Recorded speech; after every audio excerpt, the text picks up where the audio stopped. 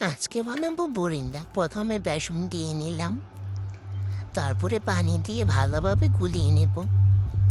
জীবনের প্রথম বানাইতেছি, জানি না কেমন হবে। তারপরে চুলার মধ্যে তেল দিয়ে নেব। আমি চামচ দিয়ে করেছি, কিন্তু ভিডিও নিতে ভুলে গেছি গাইস। এই যে দেখেন আমার কত সুন্দর করে বরিন্দাগুলো হয়ে গেছে, কত সুন্দর করে আমি ভেজে নিয়েছি, পুরো পারফেক্ট হয়েছে।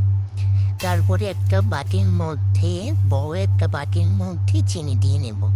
বাটি দেখে কেউ খারাপ কমেন্ট করবেন না, এটা 10 বছর আগের পুরনো বাটি। তারপরে চিনি দিয়ে নেব, পরিমাণ মতো পানি দিয়ে নেব। মানে শিরাগুলো যখন ঘন হয়ে আসবে তখন বুরিন্দাগুলো দিয়ে দেবো।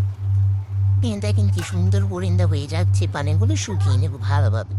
এই যে দেখেন আমার বুরিন্দাগুলো, পানিগুলো শুকিয়ে গেছে, একদম দোকানের কেনা পারফেক্ট বুরিন্দার মতো হয়েছে।